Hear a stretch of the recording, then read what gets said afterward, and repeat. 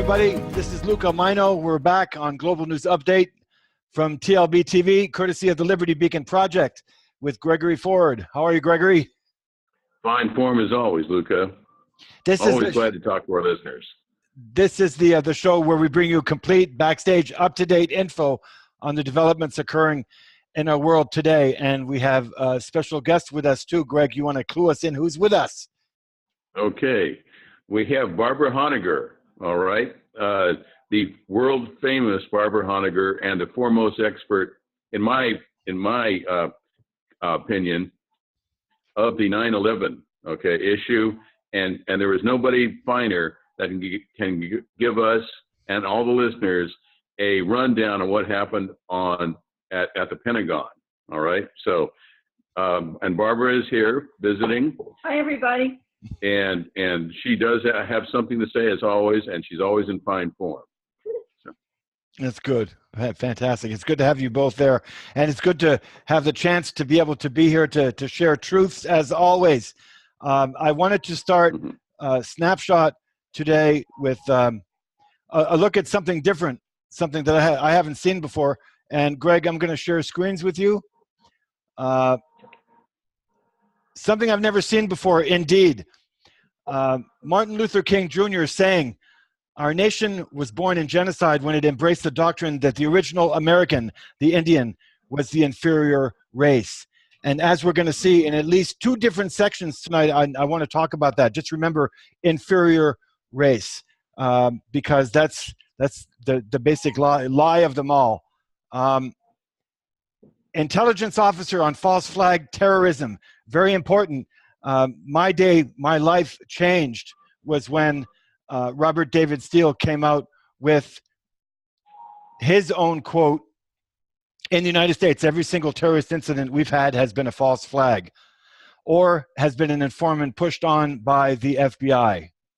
So every single terrorist attack or event has been a false flag event. And most people by now know what a false flag event is. In fact, we now have citizens taking out restraining orders against FBI informants that are trying to incite terrorism. We have a graph here that people can put this on pause if they want to see it.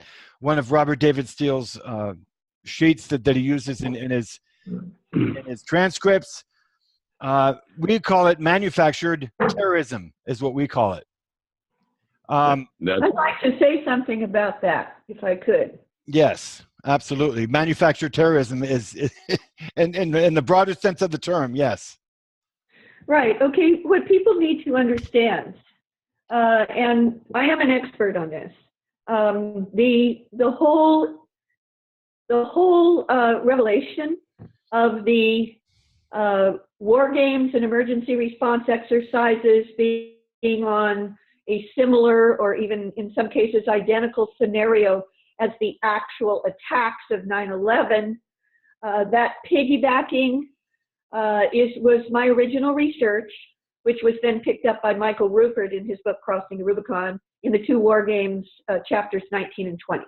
And I'm credited for the holy grail of 9/11 research in his acknowledgments in the book and throughout those chapters.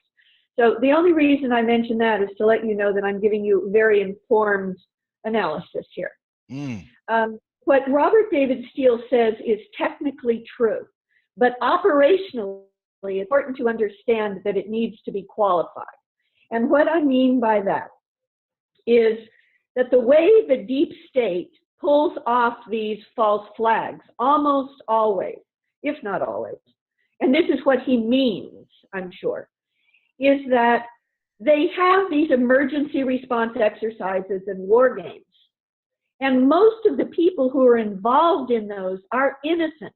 They actually believe they're just doing an exercise to practice how to defend against what they think are real terrorists, okay?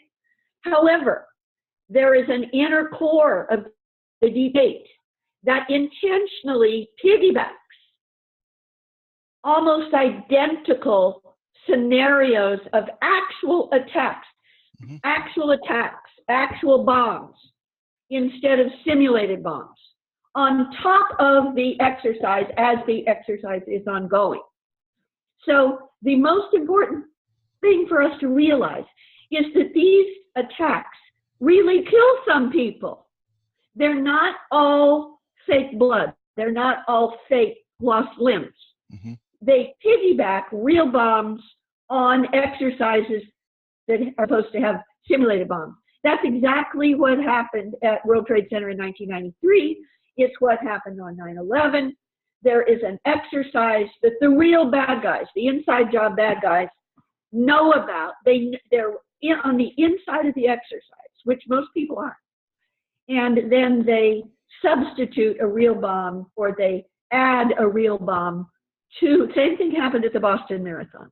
Okay, there were the Sarnath brothers. We know that their backpack wasn't the backpack that exploded, for instance, but we also know that there was a Blackwater type guy who had the actual backpack that exploded. And they piggyback that on top of the exercise, okay? Over and over and over, there's an exercise, and then, so I call them hybrid false flag attacks. Yes. Okay? Very important. They're mixed.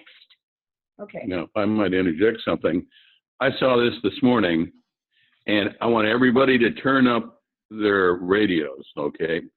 I saw, and this is the truth, I saw Eric Prince.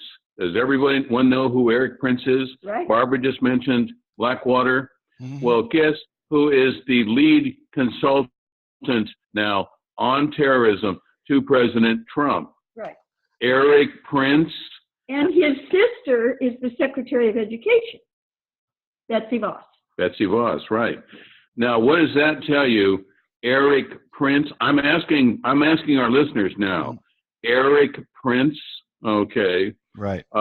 Eric Prince, who started, and continues to run Blackwater, the Blackwater operation. Yeah, it's called some bullshit name like Z, okay. And so XE, I think, is what it is. Okay. And so what we have here now is a mercenary who's, by the way, some of his employees now are over in Saudi Arabia torturing the Saudi princes during this revolutionary coup. They've contracted out the terror, and they want to privatize our military. That's right. And I was in Iraq with those clowns. I saw what a disaster they were, okay? And remember, I'm the guy who blew the whistle at Abu Ghraib, all right? And they were there too. So this is who we have consulting to the man, Donald Trump, who just said this morning is he intends to make Israel great again. Pardon? Said that? Yes, said that? yes. Well, we need to have a cap on him, a red cap that says "Make Israel Great Again." Yeah, I think we're going to put a cap on him that says "Oy vey." All right, okay. Yeah. And his son-in-law now is busy running around trying to start a war with Iran in the Middle East. Okay, you want your Agenda 21? This is it in action. And in fact, I think it's important to mention at Abu Ghraib prison that there were also the Israeli torturers that were working with the Blackwater type. The Israeli torturers that were at Abu Ghraib were the consultants. Can you imagine the thing? I want anybody, virtually everybody I'm speaking to has never seen one human torture another human being. But I'll tell you what, for free, it will change you forever. And that is what is happening to all our veterans. We have 30 veterans a day blowing their brains out because they were witness to such a thing. And of course, our deeply concerned government could care less, all right? So what we have here is Donald Trump stating that he is going to launch an attack on North Korea, all right? This is what he wants to do, start a war with North Korea, and then with a follow-on, this is all the axis of evil thing, right. And then get everybody wound up, and then he wants to go after Iran at the behest of, this is World War III. And I said the other day on the show, okay, that's the Fertile Crescent for natural gas and oil. Yeah. And I was in Iraq when they signed an agreement with Syria and Iran to have a pipeline, the largest pipeline for natural liquid liquefied natural gas Yeah. to go across from the South Pars field in Iran to go across Iraq, Syria, and then have an offloading port or loading port in the Mediterranean, which will supply all of Western Europe with gas, natural gas. Okay. Well, that also includes the consideration that Israel has now of discovering oil in the Golan Heights, and 3 days later, they annexed the Golan Heights, okay? So... And also off their coast. You're right. And then the Leviathan fields, okay, which are, as the name implies, it's a very big field. Well, who doesn't want competition? Israel doesn't want competition, so they're willing to start World War III, and that is what they're attempting to do. Syria looks a whole lot less stable than it did when I was there 15 years ago, all right? It's a disaster. It's going to be a disaster, and Iraq, let's face it, Iraq is a basket case since we've been there, all right?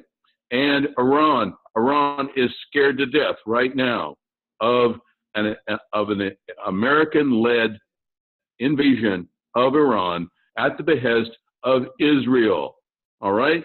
Of Israel. Now, if you don't think Israel really wants this, contact Mr. Dov Zakheim, D-O-V, Zakheim, Z-A-C-K-H-E-I-M. Thank you, Barbara. H-E-I-M. And Mr. Dov Zakheim is the coordinator of the 9/11 attacks. All those attacks that Barbara was just describing, it was Dov Zakheim who set up this paradigm, this operational paradigm for 9/11. All right? Not just Dov Zakheim. I would refer your listeners to my YouTube, which now has about 600,000 views now. It's called Behind the Smoke Curtain. And you will see the central role of Dov Zakheim, especially Dov Zakheim and Paul Wolfowitz. Dov Zakheim at the time of 9/11 was the comptroller, the chief financial officer of the Pentagon and the Department of Defense under Donald Rumsfeld, and also the Deputy Secretary of Defense, Paul Wolfowitz. These people are dual U.S.-Israeli citizens, and they were the chief planners and executors and cover-up artists, along with Chertoff, who was put in charge of the cover-up of the truth about 9/11. It's an inside job. They are all dual U.S.-Israeli citizens. Greg, we talked about that on the other show. Remember, we were suggesting that they have to swear allegiance to Israel in order to become part of Congress. Right, absolutely. Right. They're literally a fifth column in the United States. So what we have here now, we're on the eve of World War III, all right? And by the way, Eric Prince is trying to convince the President of the United States to let his contracted mercenary force, Blackwater, go attack ISIS, okay? They have been all along. For those of us who haven't been in a coma, for 30 years, ISIS has been owned, directed, financed by, run by, okay? All logistical and tactical issues are actually administered by Israel with the U.S. and the Fab Four. I've named the Fab Four several times, paying for ISIS. Well, okay? ISIS, can think of it as standing for Israeli Secret Intelligence Service. Exactly. ISIS. And I was laughed at. I was laughed at when I talked about that. Very quickly, though, Greg, before we go on, this is exactly what the ending of my snapshot talks about. If you want me to jump in here with the rest of it. But I just have one last warning on this. Okay. Finally, they're beginning to say, hey, we've got some issues with nuclear explosions, okay? Yes, nuclear explosives, as in Hillary Clinton selling the Russians, okay? Ask everybody on our show, how do you spell treason? I'm confused. How do you spell treason? Okay, and then on top of that, the telemetry for those missiles that North Korea has, that was sold to the Chinese, which are the main suppliers of North Korea. That was sold to them by who else? Bill Clinton. Okay, all the telemetry. This morning I just watched Russ Tice who was the whistleblower for the NSA, described what happened when he notified NSA that there was a red Chinese spy ring inside NSA giving the Chinese this information. All right. He was, like me, strapped to a stretcher, declared crazy, shipped out. Fortunately, he wasn't tortured. I was. Okay. All I can say is, who is running this country? Russell Tice is a national hero. He was the NSA whistleblower, the original NSA whistleblower, long before Snowden, long before anybody else. And many people don't know this, but Russell Tice was one of the 3, at that time, anonymous whistleblowers for my book, October Surprise, on the theft of the 1980 election by George Bush Sr. and Ronald Reagan and William Casey from Carter. See? You've got it, folks. That's amazing. We can thank Barbara, for all of this, okay? Trying to warn everyone that, yes, we have a world war approaching, and if you think it's something new, look at the 20th century, okay? Look at Churchill. That's exactly what my point was. Yeah, we had the Lusitania, okay, blown up, and no wonder the Germans blew it up, because it had something. Ammunition on board. We had 600 tons of ammunition and explosives set for England, okay? And it was blown up intentionally. They knew it was going to be torpedoed, and they allowed it to happen. And the British have acknowledged it now officially about a year ago. All right. Then we have the next big issue was, of course, after World War I, which, by the way, there was a chubby little guy that was in the officer corps, okay, in Turkey, all right, and that was called Gallipoli. And if you want to see incompetent disaster, it was Winston Churchill who was in charge of the disaster at Gallipoli, okay? And then he went from there, and he went to cause all kinds of problems in South Africa and the Boer War, okay? So I don't think he was that wonderful a guy, given the fact that he allowed Dresden to be, he ordered it. He ordered Dresden to be firebombed. He allowed Coventry to be carpet bombed. All right, and they knew it was coming. Okay, because of the Enigma machine. All right, and that was World War. Okay, that was World War II. But also, I just found out in secret, our government had contacted Admiral Kimmel, okay, from Pearl Harbor, and notified that, yes, the court-martial was going to be a staged event, okay? They knew that he knew nothing about the attacking Japanese. And it's also come out that the U.S. Admiral in Jakarta picked up the attack and notified Roosevelt 4 times that the attack was coming. And Roosevelt told him to knock it off, quote, knock it off. I don't want to hear about this anymore. Most people don't know that there was actually an exercise using our military planes that that FDR had ordered his Navy. The Navy was at the center of the setup of Pearl Harbor. They absolutely knew Pearl Harbor was coming. They embargoed Japan, did the sea blockade of Japan. They intentionally wanted the attack on Pearl Harbor. They knew it was coming. And they intentionally did not alert Admiral Kimmel of the fact. And then they did an exercise. It wasn't exactly a false flag because it was a real enemy at the time.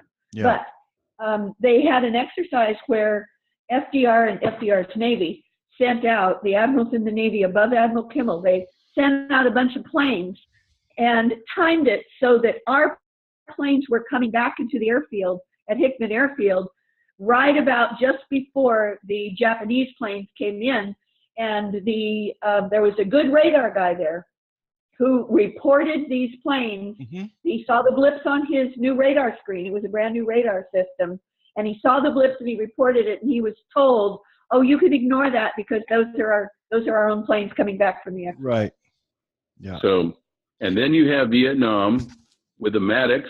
Well, I spoke to a crew member on the Maddox, and he said it was all crap. They knew it was crap.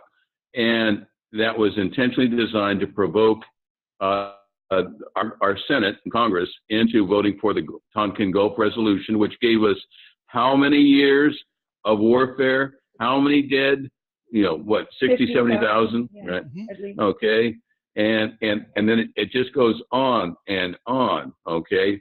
And I had the warning, okay, from Lieutenant Colonel Schaefer, that my intelligence group would be involved in the 9/11 attacks. Okay. That was 14 months before 9/11. Yeah. See, so everything that you hear is false flag. And now here we are talking about attacking North Korea. All right. And what are we doing? We're moving a whole fleet, the 7th Fleet, into position, okay, in harm's way where something can happen. Or be staged Right. to happen. So Manufactured terrorism. manufactured terrorism on tap, on demand. Okay. I don't want it to happen. I want everybody to notify that, yes, as of now, you have officially been warned that there is an attack coming. And I'll tell you what, for free, we had 9/11, okay, and that came in a warning from Lieutenant Colonel Anthony Schaefer. Everyone knows who he is, who watches Fox News. And secondly, what happened a few weeks ago, folks? You think these folks that are making these wars forget about them? No. Jade Helm, Las Vegas. All right. You notice how no one wants to talk about and give an official word. Lone wolf gunman. I mean, the Kennedy family is very familiar with that term, lone wolf. Okay. There's so many lone wolves. They must be a club. So, but the thing is, you know, on a closing note, I gave the warning to our government that nuclear triggers, okay, were discovered, especially designed for a slow burn fuse for dirty bomb material. Those were discovered at the Alakaka facility in Iraq. All right. Mm-hmm. You have that warning. Those are manuportable. Any person can pick one up, carry it, and detonate it. Okay. It has half the amount of uranium-238 to give a minimum yield. But when it comes to nuclear blast, there's no such thing as a minimum yield, especially if it's set off in a stadium somewhere. All right. Or on a ship. Or on a ship. Okay. And on a closing note, always remember the Liberty. Okay. Where did the Liberty get attacked? And who by? Israel. Okay. Israel attacked our Liberty ship and almost sank it. And I'll never forget pictures of Israelis, sailors, machine gunning our sailors as they were leaping off the decks on fire, trying to get away. And the Israeli gunboats were pulled up next to the Liberty. That's what a kinder, gentler nation they are. You know, they exist because of us. We supported them, and that's how they pay us back. And now they're trying to get us into a war in Iran, all right, which will be World War III. And by the way, I just want to go on record in my closing statement that when you go to YouTube and watch Behind the Smoke Curtain, you will see that exactly 1 year before 9/11, on September 11th, 2000, the Project for New American Century, this fifth column of Israeli firsters, of dual U.S. Israeli citizens who were signatories of the Project for New American Century manifesto, they literally called for the new Pearl Harbor that was 9/11, that happened exactly a year later, and they knew it because they were the planners and executors and cover-up artists of it. But they also listed the 7 countries that they were going to overthrow the so-called regimes of and destabilize, in other words, destroy. And Iran is the last domino. Yeah. All right. Isn't that funny how Israel seems to have the same idea? You know, go into the Middle East, slaughter everybody, set up everything into sections, take all the Arabs out. You know, it's all systematic. You know. Just to remember the dancing Israelis on the morning of 9/11. All right. They stated, and you can see it. All our listeners can see it. You can see their interview when they stated, "We were sent on orders to film the attacks on the World Trade Center." Pardon me, you were sent here to film those attacks. Yes, and they had their cameras trained on World Trade Center 1 prior to the first plane impact. Yeah. Okay? Okay. And on a closing note, remember, folks, okay, I do a lot of closing notes here. Number So 3. we've got a lot of ground to cover here. I can't warn you enough. All right.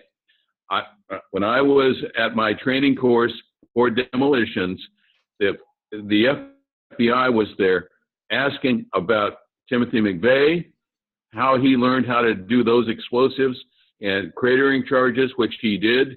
And also they wanted to know why those 2 other explosives that were set that didn't go off, why they were so sophisticated. Okay. Mm-hmm. And what was the answer, Greg? Okay. Because we know the answer. The answer was real simple. Okay. Timothy McVeigh had been trained, first of all, by the group that I was with at the time. Okay. Touchy stuff. All right. But that's how he learned how to design those explosives. And that munitions was designed by Hezbollah originally. And it was the same explosive device that took out the Marine Corps barracks. And that Marine Corps barracks, that explosive was actually originally set up for Hezbollah by the Israelis. All right? Israel designed those compressed gas explosives. That's what took out the Murrah building in Oklahoma City. Mm-hmm. So what we have all the way through is a provocation by the Israelis from the 20th century on, from literally the Balfour Declaration of trying to get the United States into open-ended wars. And as far as I can tell, they are extremely successful, and they are trying to get us into World War III at this point. So they can sell gas to all of the Western world, and they can sell oil to all of the Western world. It's all about controlling natural resources. Yes, right. Exactly. And who's behind that? It's the Rothschild family.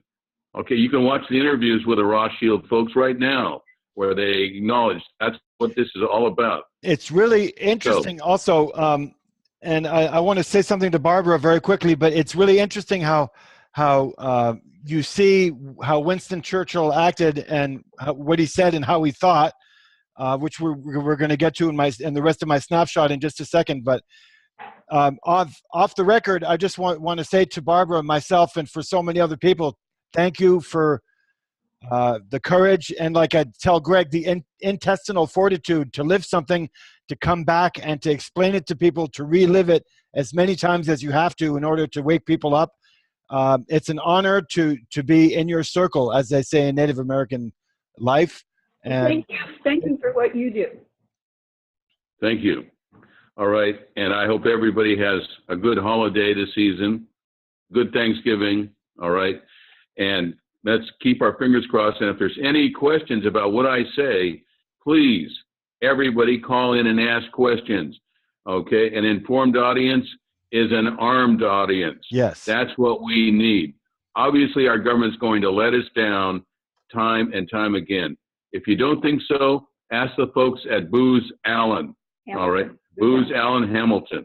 All right. Right. They're monitoring everything that is told to the people of the United States, including this show. They are monitoring it.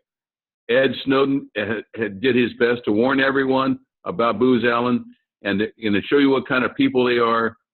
The people that ordered me strapped to a stretcher and tortured, to keep some secrets about Abu Ghraib prison secret. All right. Guess where they're working? Guess who's earning a 6-figure salary? They're working at Booz Allen Hamilton. Along with Doug Zackheim, the mastermind of 9/11 at the Pentagon. Okay. And so anyway, all those false flag operations are alive and well that they've set up.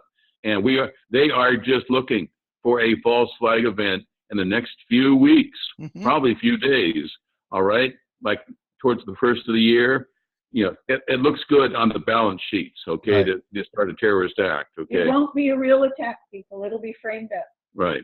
But it's in the works. It's going to happen, all right? Be aware and get ready to impeach these sons of bitches out of office. Wake up. out of office. Get him out of office and put somebody in office. All right? Jesse Ventura. Jesse Ventura. Jesse Ventura. Absolutely. There we go. Do you guys want to stay with me while I do the rest of the snapshot, or because you can say goodbye at the end? Yes, you bet. Because I love your snapshot. This is like revisionist history for them.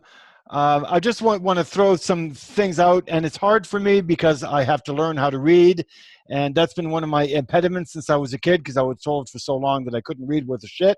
But it's shows like these that really help me. So without further ado, my person that I'm talking about today is Winston Churchill, okay? And I have these notes written down so I don't forget.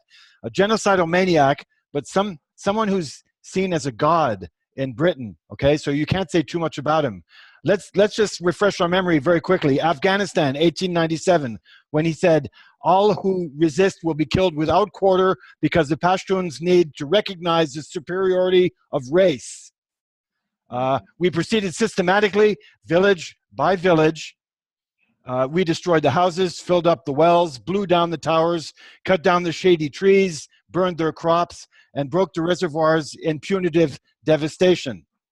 South Africa, 1899. Thousands were sent to British-run concentration camps during the Boer Wars. Churchill summed up his time there when he was asked about it in South Africa by saying, "It was great fun galloping about." June 1906, Churchill argued that Afrikaner should be allowed self-rule, which would mean that black people would be excluded from voting. This is the interesting one for me. In Palestine, 1917, Churchill regarded the Palestinians to be, quote, "a lower manifestation," unquote, and that a dog in a manger has the final right to the manger. Churchill stated that he believed that the intention of the Balfour Declaration was to make Palestine an overwhelmingly Jewish state. And his son, by the way, Churchill's own son is on the record, you can see it on YouTube, saying, quote, "My father was a Zionist," unquote. There you go. Let me just get through this real quick. Saudi Arabia, 1922. Churchill described Saud's Wahhabis as intolerant, well-armed, and bloodthirsty, and said, my admiration for Saud was deep because of his unfailing loyalty to us. And prior to 1922, the British were paying Saud £60,000 a year. Churchill, then colonial secretary. Think about it. Just the term, colonial secretary. How to make colonies all over the world, right? Of course, he raised it to £100,000. Okay, sliding over to Iraq in 1920. And this is what gives us the idea of what these people are doing. The chess game that they're doing in Europe, Syria, you know, all of the 7 countries, you know, they have their list. In the 1920s, various groups in the region rose up against the British in Iraq. And under Churchill's direction, the Air Force was then put it to action, indiscriminately bombing civilian areas. Churchill advised that the provision of some kind of asphyxiating bombs should be used for the use of preliminary operations against the turbulent tribes. Doesn't that sound like something we've heard before, like in the U.S. against the Indians? You know? India, 1943. Greece, 1944. Kenya, 1952. Iran, 1953. They're all the same thing. When they organized a coup against Mossadegh, it's all, you know, this is what they do, day in and day out. And I think this is why we have such a great show talking about things like this, because that's what the foundation of today's work is. So my hero in all of this, and I do have one, that is T.E. Lawrence of Arabia, and he actually left the British service when he found out that the British were going to subjugate all of the Arab countries, which they subsequently did.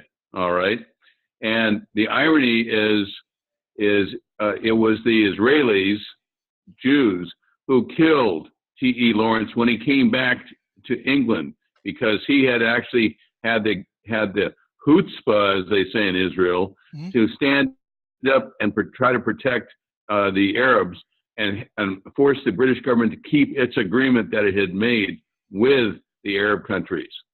And this was before the discovery of oil.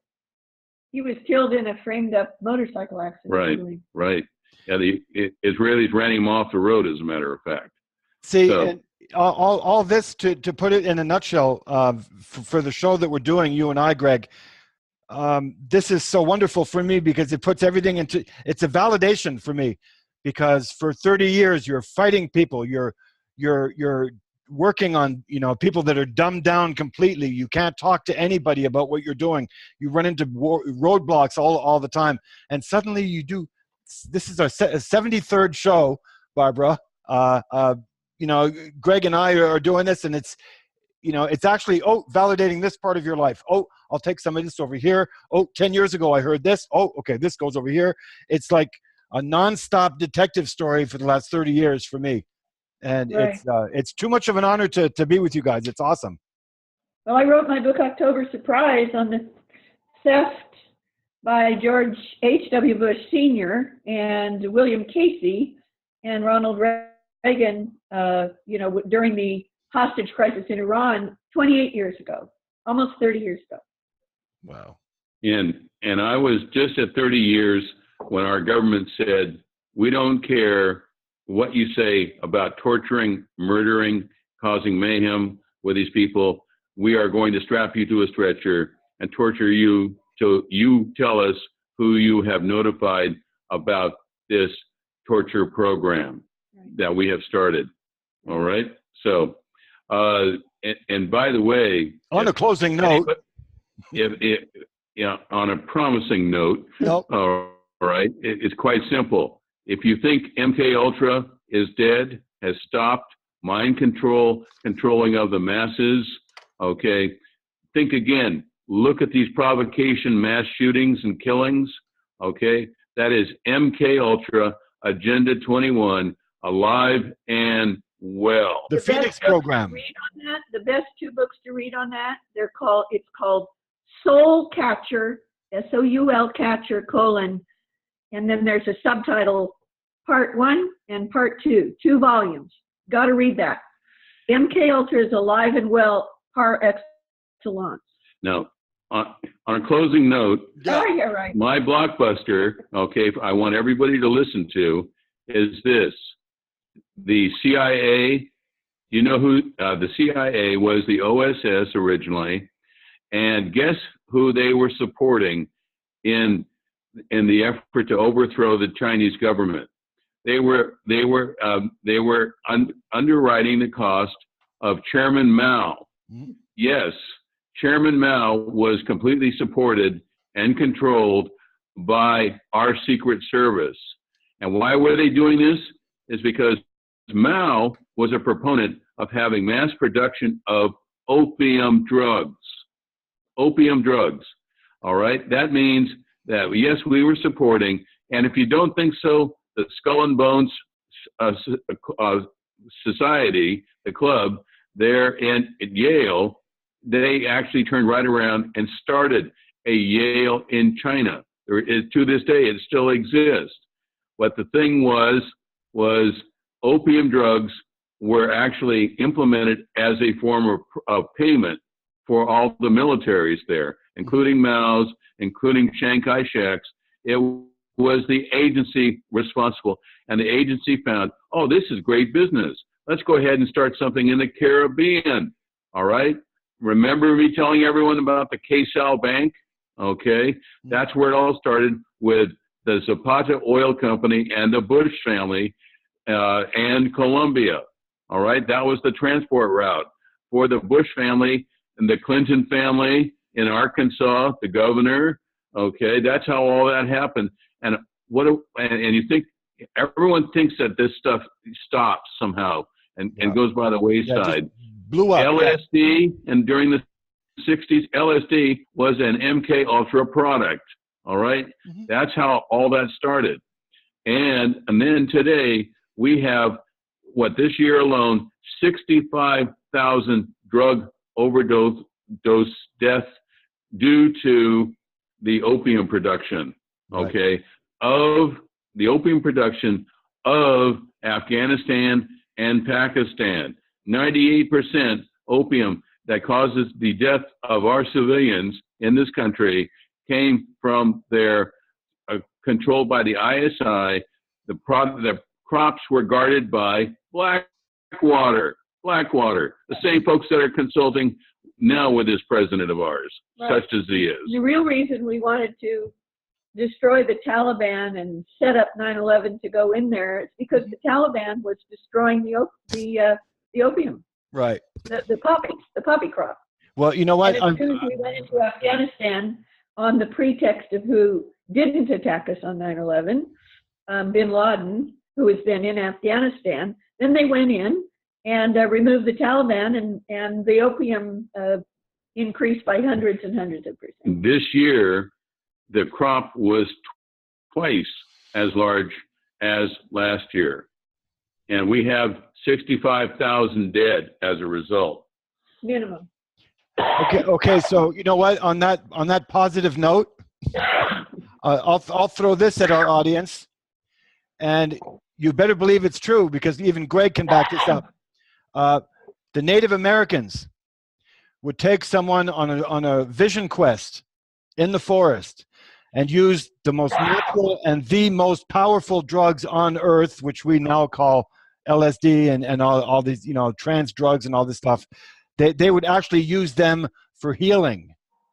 And what we are doing now, we're on the road to death because we're using them to kill our own citizens are dying because of it. That's what good parents we are. I always see the government as the parent and the people as the children. So this is what we're up against. Unfortunately, the government sees us as the children as well. Yeah. They see us as a profit base. Mm-hmm. Yeah. But Okay, that's for another Luca. show, right? Yes. Barbara, thank you again for your knowledge and for your sharing today. Greg, thank you as usual. And I'm signing off with this version of Global News Update. Okay. And be safe, everyone. Okay. Bye. All right. Take care. Bye.